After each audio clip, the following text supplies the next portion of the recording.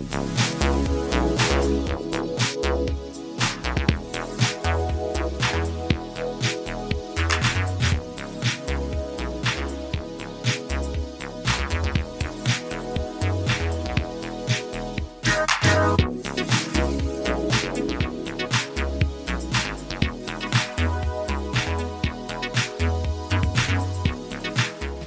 to Rick's Corner. The man, the myth, the legend. Now on with the show. Welcome to Rick's Corner. Today my guest is a man by the name of Dan Solomon, who's very involved in bodybuilding and fitness by way of production and media. For 2 decades, he produced thousands of hours of media as an industry leader in bodybuilding and fitness. He had a Lifetime Achievement Medal from Ben Weider for his contribution to bodybuilding and making it global. He's conducted countless of interviews, as well as hosting Mr. Olympia and the Arnold Classic. And he also produced a new movie called Bigger about Joe and Ben Weider, and the list goes on from there. I mean, we're going to go through the digitalmuscle.com and all the things that you've done along this. So that the list is so long, we're going to take one section at a time. Otherwise, I'll be reading this like a menu at a giant restaurant. Is that okay? Rick, I got to tell you right off the bat, I've had the privilege of interviewing all sorts of distinguished folks over the years, Yes. but rare is it that I get to be interviewed by an actual legend himself. So I want you to know what a treat this is for me to get to be interviewed by you. You start talking about resumes, long and impressive ones. Yeah. Well, there are a few people that do what you do that have more street cred than Rick Drasin, so I'm happy to be here. Well, thank you. That's really a nice compliment. But, you know, I don't know if you do this, but I see my resume when people read them off, and I hear things, and I think, God, did I really do all that? And I did, but, you know, as time goes, you don't really think much about it. It just keeps building and building and building, and you just kind of take it for granted. But I like what I'm doing now with Rick's Corner. I get good people, and getting somebody like you has been a real challenge. I know you've been busy, and you have a lot of credits, and I'm sure we have a lot we can talk about. So this is an honor for me, too. Well, let's do it. All right. Let's start with how you got into bodybuilding and fitness to where you did with media. What brought you into that field? Yeah, so I was, my background is I studied journalism at the University of Hartford in West Hartford, Connecticut.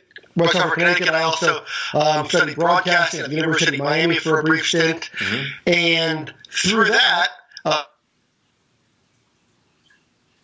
was my path to kind of get in. Out of school, though, I took a job in the financial planning industry where I did that for a number of years. And then I had a moment. It was sort of that serendipitous epiphany moment. In the late 90s, I was actually always a big fan of the fitness and bodybuilding world. Sure. And I was in New York for an unrelated business trip in 1998, and I was staying across the street from the Madison Square Garden, which, of course, the Paramount Theaters where they held the 1998 Mr. Olympia, Right. which, of course, was the night Dorian Yates announced his retirement. Ronnie Coleman won the Olympia for the very first time, and the rest is history. But that was the last time a Mr. Olympia was held somewhere other than Las Vegas. But in any case, so I attended that show, and while I was there, I met a bodybuilder named Darren Charles. Now, I'm sure you know Darren. Darren's a pretty well-known bodybuilder in his own right, and turned out Darren and I were virtual neighbors in South Florida. So through that, Darren and I became fast friends, and I started doing all sorts of things with Darren, and he started training me and so on and so forth, and then I kind of got the itch to enter some local contests. I was nothing special as a competitor, but I did get to kind of stick my toe in the water of that world for a few years. Did a half a dozen or so NPC local events, and then from there, the fast version of the story is Darren asked me to get involved with him on the business side, and that sort of opened a whole world, which led me to doing things with men named Joe Weider and Ben Weider and other legends of the sport. But that's how it all started. Well, you know, Joe and Ben, and you know the whole story on them. I did Joe's last interview with him. I had a 4-parter out at his office before he passed away. And he gave me some of the little magazines and booklets he did when he used to take a trailer around, you know that story, and just hand out his bodybuilding pamphlets. He said I had 2 girls working for me that were really cute, but he said I was a handsome guy, so they did it for free. We've had some nice talks. But bodybuilding over the years, I mean, God, it's changed so much. And when I got into it back when I was a young kid, you know, you looked up in these magazines, you saw all these guys, and then pretty soon I moved down to Venice and I become one of them. I never thought in a million years that would happen. But now it's still growing and growing and growing and growing. And the only thing is I'd like to have your opinion on this. Bodybuilding from the golden era, which is really popular, compared to now, we're giant monsters. What's your feelings about that? Well, what's interesting is somebody said to me the other day, we did a post on, I think it was on my Facebook page, and I put up a post about how Phil Heath was making a run at his 8th and record tying 8th Mr. Olympia title this year. Yeah. And somebody chimed in and said, how interesting is it that back in the day, guys like Frank Zane and Arnold and so forth, those names resonate much stronger than men named Phil Heath and the current crop of great bodybuilders. Yeah. And I thought to myself, I don't know how fair that is, because while that is true, it's also true that in most sports, that kind of rings true. I mean, the name Mickey Mantle means more than Mike Trout means today. And you can go through the list of almost all the sports and, the name Jim Brown or Walter Payton versus today. So I don't know if that's fair to say. I think on some level, the way that we used to revere celebrity in general, it's more of a conversation about celebrity in general as opposed to just our narrow scope of our industry. Yeah. So I think that's really more what's changed. Now, you want to start talking about the physiques, that's just a matter of opinion. Everybody has their own sense for the type of physiques they like and the types of physiques they admire and want to emulate. There's a lot of physiques in the game today that I have great reverence for. Bodies like David Henry and so forth are folks that we can all look to as having that prototypical physique that we would all love to have. It was probably easier to find those types of physiques, back in the earlier era, the golden era of bodybuilding. But I don't know, I think each era in its own right is unique and different and special. And I'm not one of these guys that wants to tell you how great it used to be versus how it is today. Now, I haven't been around this game as long as you have, but I've kind of spanned 3 or 4 decades now. And I feel like what was happening in the 90s was special, and then it kind of transitioned to a different era through a different physique, and now we're at a place where it's different, and now there's new divisions, there's new types of physiques being celebrated, so they're all just different. I'm not ready to say one is better than the next. No, each decade has its own identity. It's sure. Funny how it did. The 60s, well, actually, go back to the 40s was completely different than the 50s, then the 60s, then it changed in the 70s, and now where we are today has changed again, but each has its value. And the guys today with the builders that they have, I mean, they're massive, but that's a lot of work. It doesn't happen overnight. They work hard for what they have, and I give them a lot of credit for what they've accomplished. It just seems to me, from my comments I get on my show, they like the 70s slimmer physiques because they think they're more attractive, and there is the fitness shows now, physique shows that aren't that big of these guys wearing their, I don't know what you call them, some sort of shorts, but they look good. These guys all look good. They're in great shape with abs and all that. I think one of the other points of difference is just in the fact that we didn't know as much about those guys back in those days. No. Social media didn't exist. We held these guys up on on top of a mountain, and we looked at them and we revered their physiques, and we didn't hear their voices, we didn't get to see them being interviewed. We just knew them the way the media presented them, the way Joe and others presented them to the world, and it was almost a cleaner introduction to the fan base, where now through social media we see all the imperfections, we see all the insecurities, we see all the things that maybe we don't want to see, things that maybe exist in ourselves, but we don't want to see those things in our heroes. So I think social media, in the abundance of information and access that we have, has made today's crop of superstars maybe a little bit less reverent or attractive than those of the past, because we didn't know as much about those folks, so there wasn't as much to pick apart and not like about them. That's very true, but you know what else parallels that is pro wrestling. When I got in '65, there was no internet, there was nothing in social media. When you went to a town and the fans saw a wrestler come in from somewhere, parts unknown, could be anywhere in the world, you said, oh my God, this guy's fearful. I mean, I've never seen him before. But today, they breed their own crop with WWE, and they train them, they put them out there, and now they become wrestlers because they have no life experience in the ring, just trained to do a certain thing. So that's the same sort of thing. We don't almost know too much about them.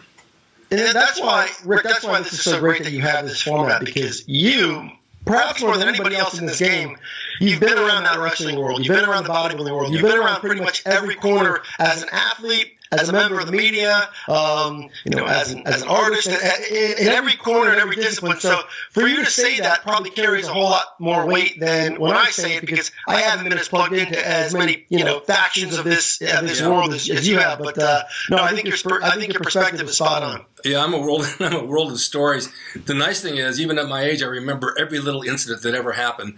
And that's kind of difficult for people, you know. I mean, funny things that have happened in bodybuilding and wrestling, and how they parallel, how they cross paths, traveling around the United States and working out in gyms as a bodybuilder, then going into the ring as a wrestler. It opened a lot of doors in a lot of ways. But it all holds to my heart very dear.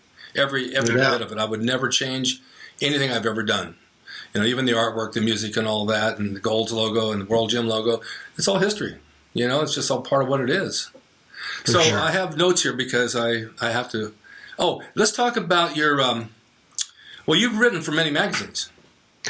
Yeah, so I've kind of poked around a little bit. I've written for Muscle and Fitness and Flex Magazine, and I was an editor for about 4 or 5 years, a features editor over at Muscle Development Magazine, and I've worked with most of the media outlets, have great relationships with all different corners of media, great respect for men named, Peter McGuff and a lot of the great writers, and I've had the rare privilege of getting to work closely with, a lot of those folks, and, it's funny, I have such a fondness for the media side, and I know social media's come along and it's changed the way we do business, but I'm always the first to say this, and I don't, as much as I try to reinvent and evolve and change, which we all have to do to stay relevant and to do what we do and to make a living, there'll always be a very soft spot in my heart for those days, because those are the days when, we would get to tell stories in very meaningful ways, and people leaned on us to tell those stories and provide access and provide a window into a world that now they don't really need us in the same way, because they can go ahead and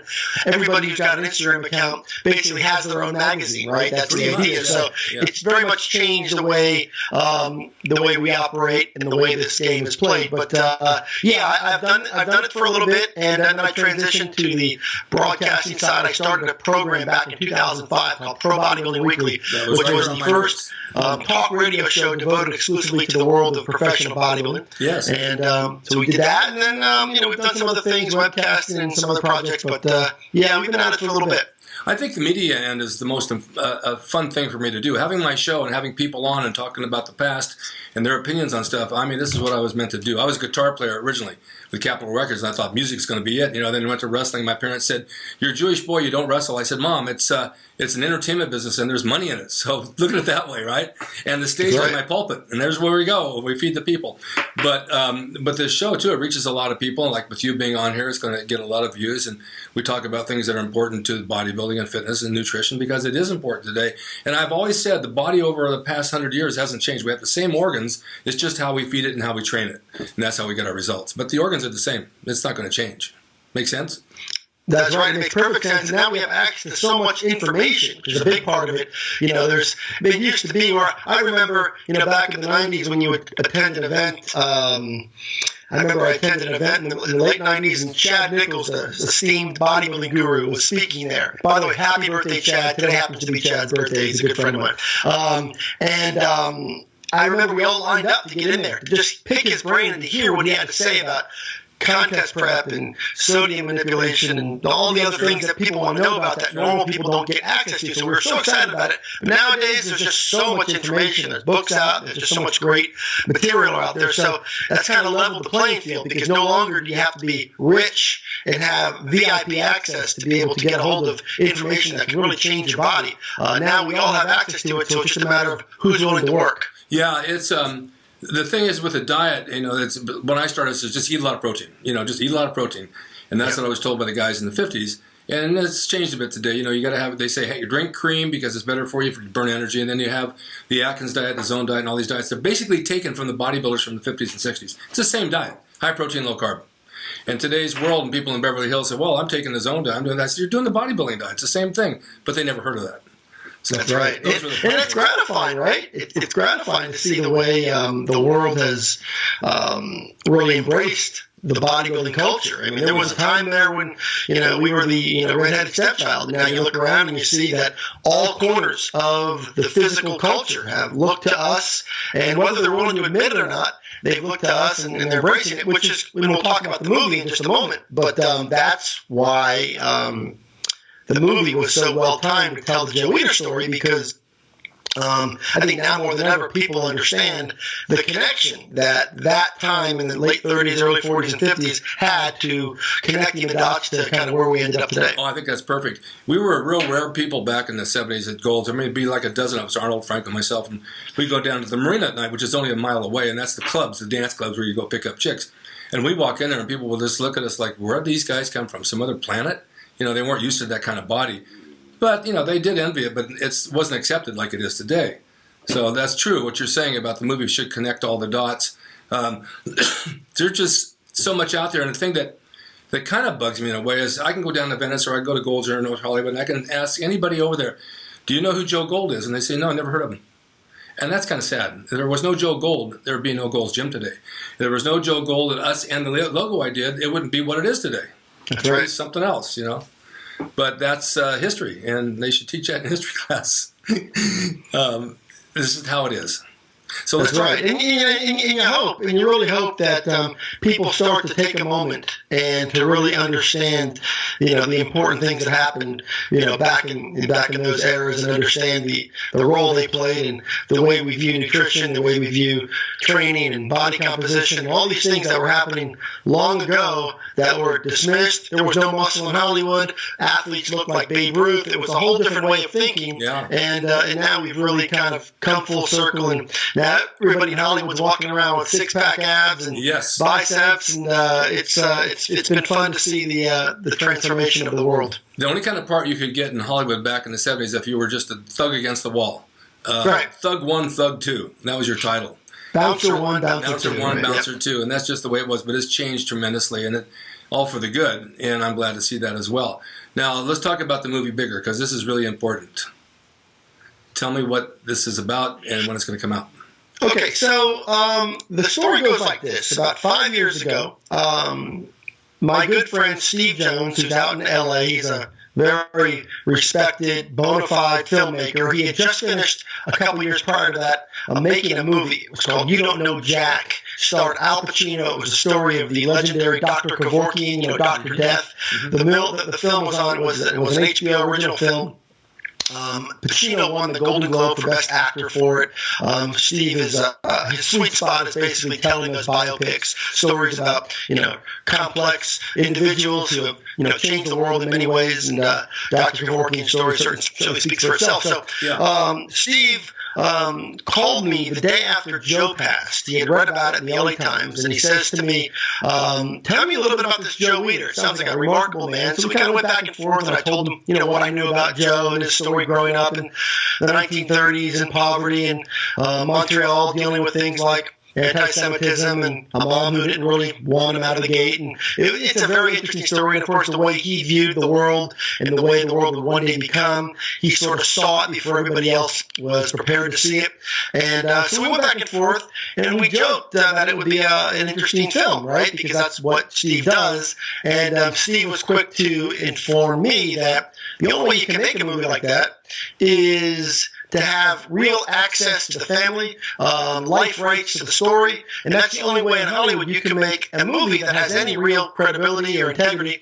It's the only way you can make the kind of movie that real directors and talented actors are going to want to get involved, and producers and financiers and all that. So I conveyed to him that I knew the Weider family. I had spent a number of years fairly close with Ben Weider, and I knew Joe a little bit. And I went ahead and basically brought Eric Weider, of course, Ben's son, to the table and put him in touch with Steve Jones. And they had a conversation. They spent a couple hours on the phone, and Eric was reluctant at first. I guess a lot of people had wanted to make movies about Joe and Ben, and they were very protective of their story. But at the end of the day, Steve Lee Jones, a great producer, and Eric Weider, they really deserve all the credit. I mean, they're the ones who spent hundreds and hundreds of hours with their sleeves rolled up and their checkbooks open and doing all the things that you need to do to make a movie. It's a very arduous task. Anybody who's been around the movie business, I am not a film industry guy. I don't pretend to be. I just happen to be involved in this project as a co-executive producer. But the folks who really do the work, the creativity, the level of storytelling was remarkable. But Eric Weider, Steve Jones, Scott Lestady, Camilo Castro, those are the folks who really did a lot of work and deserve a lot of credit for it. Yeah, it doesn't happen by itself. It's a very, very hard thing to do, put together a movie. It's just very, very hard. It's just like doing this show. I'm a one-man show here, but I know what I'm doing, and I have it all templated out, and I just do it. But could I do a movie? Yeah, probably, but it'd take a lot of work. Yeah, great story about you. You'd be the subject of a heck of a movie. I went in to pitch a couple of stories that I wrote. It was about a school bus driver that became a wrestler because he was injured. He actually coached a girls' baseball team. It was over Channel 11. And they went to my website and they said, why don't we just do a story about you? I said, I don't know. I guess you could. But, yeah, there's a lot of stuff there. But maybe someday. The Pro Bodybuilding Weekly, is that still going? Real quick on the movie, though, I should probably add. So a lot of people have been asking the movie and when it's going to be out and so forth. So the way it works is the film just finished screening at the Cannes Film Festival for the international buyers market. Okay. The film will screen again towards the end of this month here in the U.S. and then we'll have release dates. And I'm going to put this out there because a lot of people are going to ask you that question later. They're going to send in those notes. But that's been a big part of this process, and the film was directed by a great director, I should mention, named George Gallo, who wrote the entire Bad Boys franchise, and he's done a lot of really great films, worked with De Niro and a whole bunch of talented folks. So the story, I think you guys are going to really get a kick out of it. It's spans 7 or 8 decades. It's very much a period piece, and the movie is it's a beautiful film. It's very authentic to each individual era, from set design and wardrobe and cars and all the things that you would see in the 30s, 40s, 50s. Robert Forster came in and played the older Joe Weider, a very talented actor, made famous in a movie called Road to Perdition, named Tyler Hoechlin, came in and played Joe Weider and just really nailed it. Julianne Hough played Benny Weider, and she's going to be the talk of Hollywood when this thing comes out. So it really came together really nicely, and I think you guys are going to love it. I worked with Robert Forster on a TV show called End of a Hero. And, is that right? Yeah, I tried to get a copy of it, but it's non-existent for some reason. But, yeah, he's a great actor. I always liked him. Yeah. I'm really anxious to see this. I think I'm going to really love it, and I'm glad you invited me. Well, I'll tell you what. I'm not going to put any details out now, but we are going to. I'll invite you right now. We're going to have a screening in LA, and we're going to make sure to get you there because I know you. It's always great to get people there who we know would really appreciate the story and have been a big part of it. I know you knew Joe really well, so we'll make sure we get you to that screening so you can see it before everyone else does. Okay. Do I get popcorn and a Diet Coke? Nope. I know that. I just thought I'd ask. So but I asked about the Pro Bodybuilding Weekly. Is that still going? Well, no, it's not. So we ran the show for about 12, 13 years. And it's funny because it started off where we were like the CNN meets Sports Center, where every Monday night we would go on live and we would deliver the news of the week. Mm-hmm. And it was a blast to do it because people counted on shows like that to deliver the news. Mm-hmm. And Bob Ciccarello and I hosted it for 5 or 6 years, and then Chad Nichols came in and took Bob's spot and continued it with me. But then the game kind of changed, and everybody and their mother now has a podcast or a YouTube channel, or there's just such a saturation now. There's folks that do it great like you, and then there's kind of just volume out there of people that are doing all sorts of other different things. But it just got to a point where, I did it for a long time, and I just kind of moved on. I developed another media property called digitalmuscle.com and kind of doing some different things with that now. But it was a great time. Back when we started doing it, it was right around the time. It was before social media, and it was right around the time that people were just getting to hear the voices of their favorite bodybuilders for the very first time. Sure. And a lot of times people always say, what was your kind of favorite part about doing that show? And I always say the coolest thing for us is over the course of the 12 years that we did the show, we became the only media property that interviewed all 13 winners of the Mr. Olympia contest. Obviously, something that can't happen anymore. With Larry passed, but we were able to do that, and that's something we're really proud of. But it was a good time. But no, we're not doing it anymore. But what's Digital Muscle doing now? What's this all about?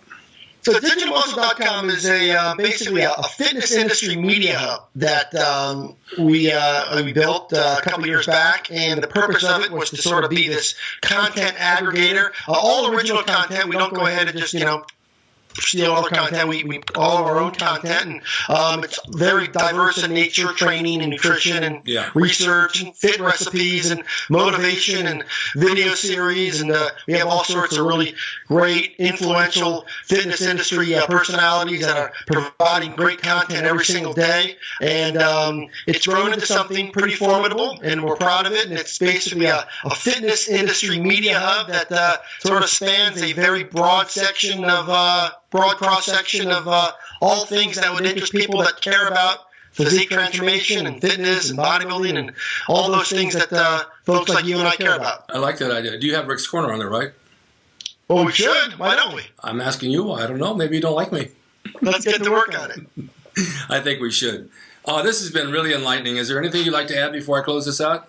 No, man, I'll tell you, the only thing I'll add is that I hate that it took us so long to do this. I'm really excited about the stuff that you're doing and the movie. And hopefully we'll get to connect at one of these screenings. Maybe we'll even bring you out to the premiere. But either way, whatever we're able to do, you are one of the guys that sort of sets the bar for the rest of us. You know, we all try to do things with high integrity and kind of represent this sort of fitness culture in a way that can make fellow enthusiasts proud of what we do, and you're the man. You've been doing it for a long time, and I just hope that we can continue to kind of follow in your footsteps. And again, I know I hate to go there, but this Joe Weider film, Bigger, I really think it's going to make you and a lot of people who care about this industry really proud when you see the way this story is told, and the work of the brilliant folks who made this movie. I think you're going to love it, and I'm so grateful that you had me come on today. I appreciate the time. You know, I'm going to be 74 in July.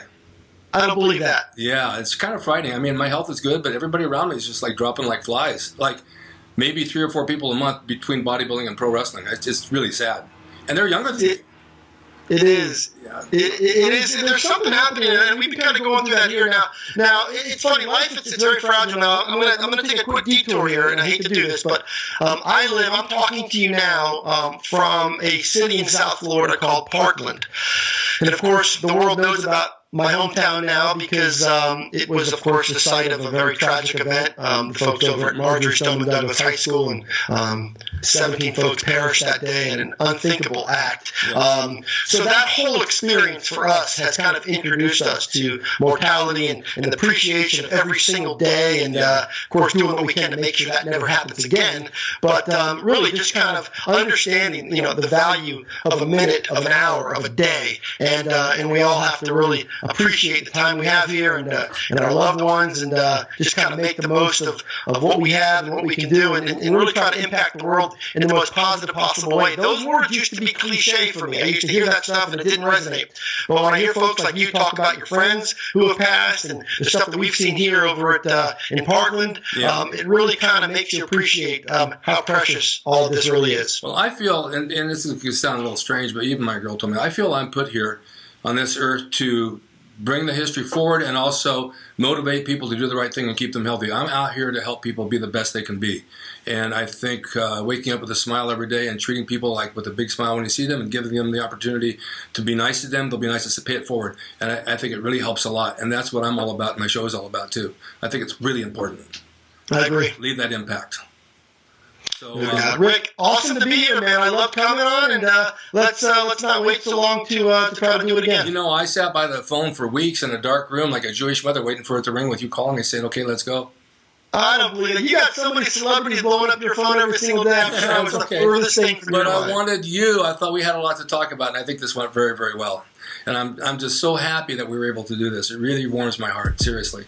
I am too. Thanks, Rick. Okay, I want you to, I'm going to close this up and stay on the line for 1 second, okay? Thank you guys for watching Rick's Corner and Dan Solomon for being here. This has been really enlightening. I want to see the movie Bigger, and I know you'll all want to see it when it comes out because it is the history of Joe and Ben Weider, who to me were like the best in the world, and they made bodybuilding what it is today. So stay tuned for that, and stay tuned for more from Rick's Corner, and we'll see you all next time.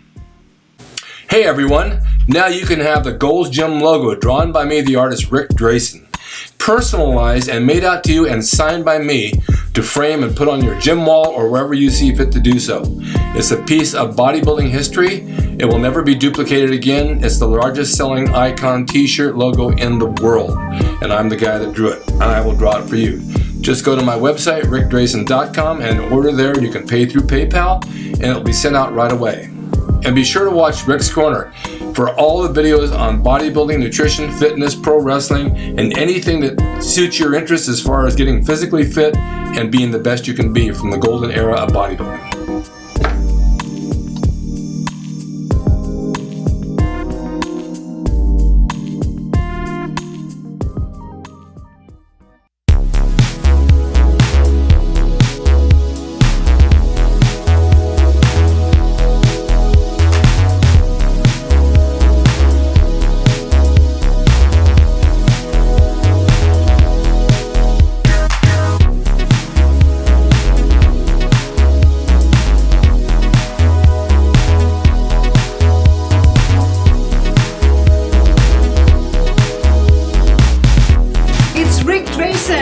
He's the equalizer, baby.